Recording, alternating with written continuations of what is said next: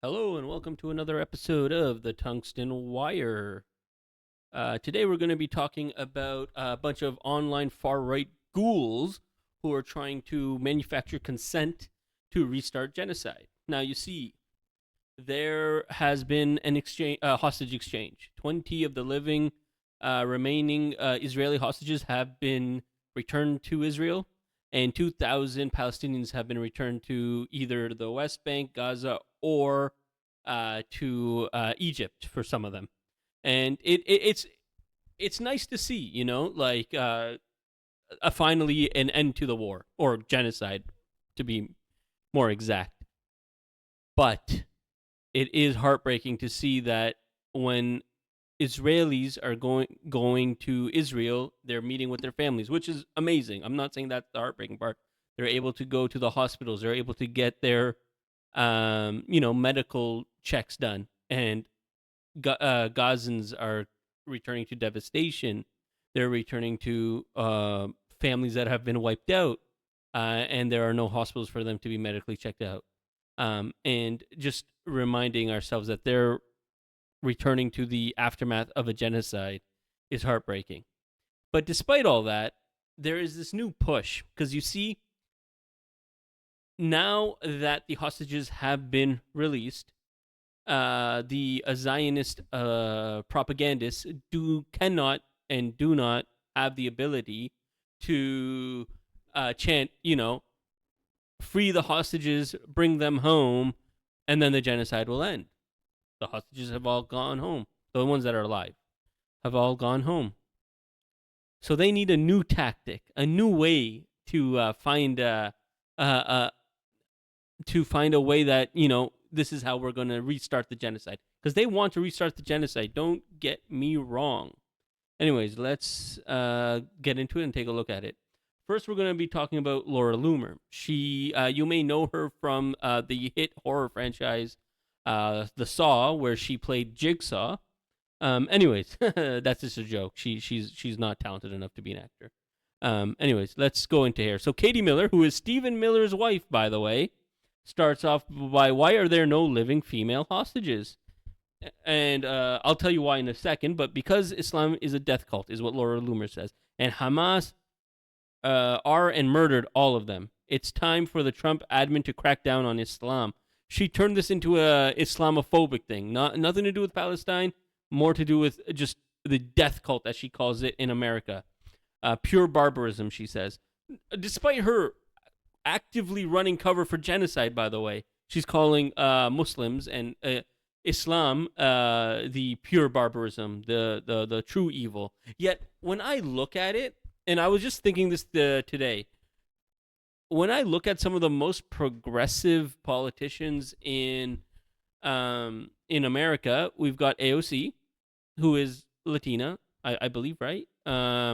We've got Bernie Sanders, who is Jewish, and then we've got Ilhan Omar, we've got Rashida Tlaib, we've got Omar Fateh, we got Zohran Mamdani, who are all Muslim. Every single Muslim politician that I see ultimately seems to be quite progressive. So I don't know what this whole barbarism thing is. The barbarism I see is from the right, but let's not get into that. Anyways, only 20 hostages remain alive, all men. Hamas raped and murdered all of the women, just like Muhammad. She's all tying it back to Islamophobia. It's crazy. The Palestinian people lack morals. Oh man, Laura Loomer talking about morals? My God, she needs to take a day off and eat some more dog food. Anyways, the remaining hostages were male because the female hostages were released earlier across two hostage release deals, one in November 2023 and another in January 2026. Women were systematically prioritized, leaving abducted men in captivity.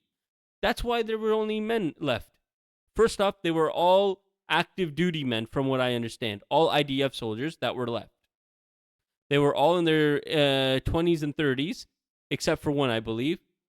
Everyone else, all the men, women, and all the women and all the men above 50 were returned in previous hostage deals. All of the female hostages are dead. Where is the outrage? Savages. She keeps going in on this propaganda, this lie. And then there's Sharon Davies, MBE. I don't really know her. She's a British celebrity, I guess. Hostages didn't die. They were murdered. Big difference. I can't think of a word horrific enough to explain how no female hostages made it out. None. Now, maybe she just doesn't realize, you know what I mean? And here is Rachel Gilmore. She is a fellow Canadian. She is a journalist and a great follow. If you are a leftist, you should be following her. She posts on a CNN article. The hostages who are believed to be alive are all men, and all but one are in their 20s and 30s. Women, children, and men over the age of 50 were released under previous ceasefire agreements. So maybe Sharon didn't know. Maybe Sharon didn't know. Nope, Sharon knew, because in 19th of January 2025, happy and relief for the parents and the 3 innocent young girls kidnapped and held hostage under horrific circumstances, but also think of the parents whose children will never come home from that terrible day. She celebrated the women being released. So that is one avenue these propagandists, these Zionist liars, are going to try and manufacture consent to continue the genocide. And then there's this guy, Konstantin Kisin. I have never seen a more punchable face. And I'm not saying that because of the way he looks. I'm saying that because of the smarmy garbage that comes out of his mouth with so much confidence. So many of the people who wanted a ceasefire in Gaza are so upset there's now a ceasefire in Gaza. It almost makes you wonder if they had a different agenda this entire time. And the reply is Palestinians are still being killed. This guy is so friggin' stupid. He is. We want to free Palestine. A ceasefire was step 1, and even that Israel has broken many times already. And that's another thing, right? A ceasefire is step 1. The second one is to end the occupation. The next one is to rebuild Gaza. And the next one is to end the apartheid. Then we need to give Palestinians the right, either the right of return, their own state, but in some way we need to give them back their self-determination, right? That was taken away from them. It needs to be given back. And last, The Hague. Every single politician and contributor, whether they were soldiers, whether they were mouthpieces, has to be dragged to The Hague and tried. Then I think it is time for the pro-Palestine protests to end. But until then, they need to keep going. So that's one way. And then they're all talking about, I'm not going to play this video, but essentially they're talking about, I think right here, yeah. On Monday, just hours after the last living hostage was returned home, and as the ink was still drying on a peace deal with Israel, Hamas carried out mass public executions in Gaza City main square in full view of the public.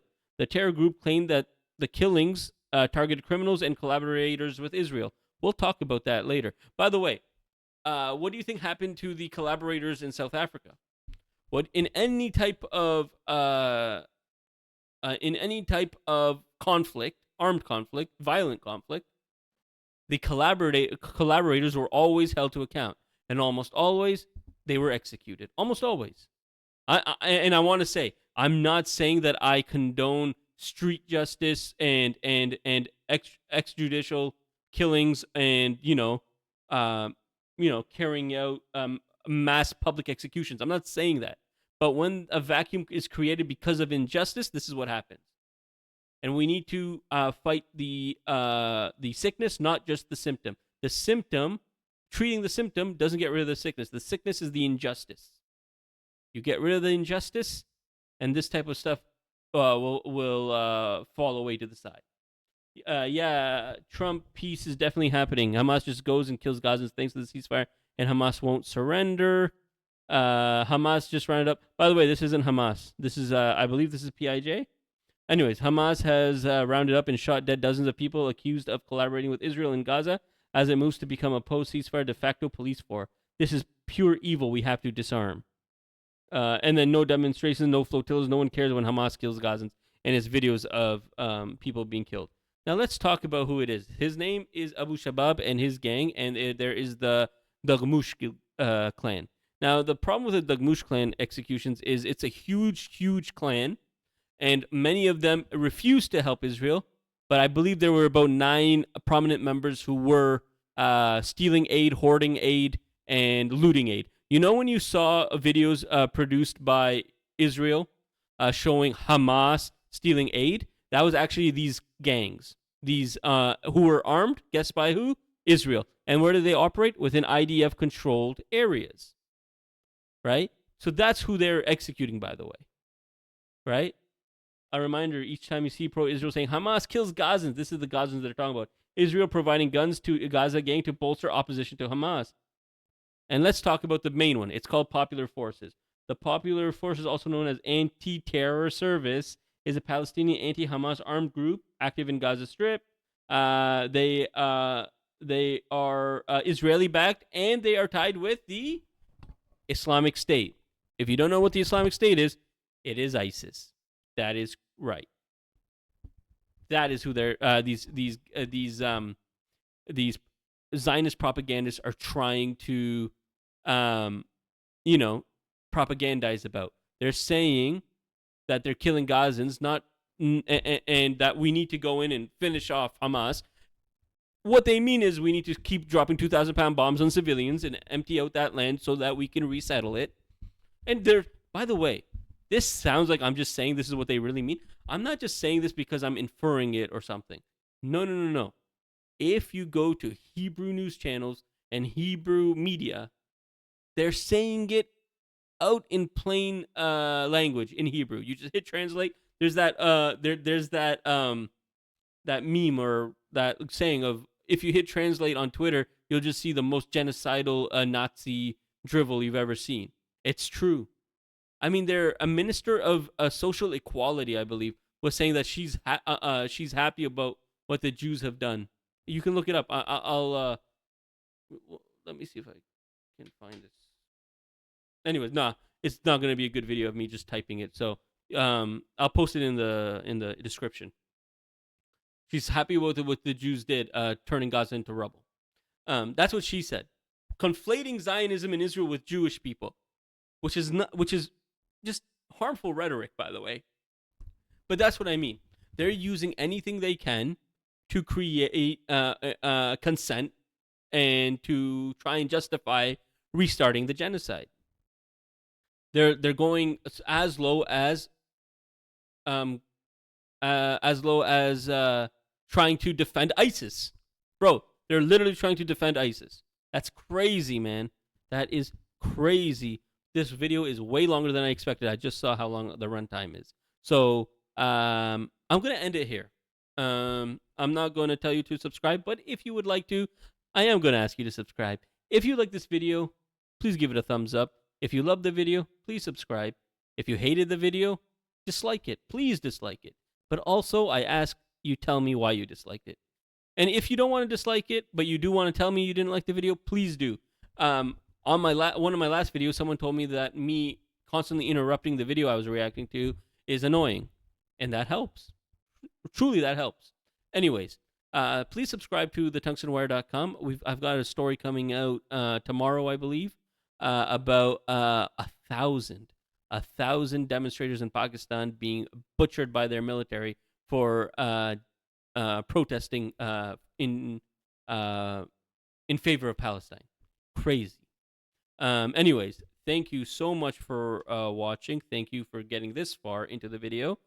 And like always, I wish you well, and peace be upon you.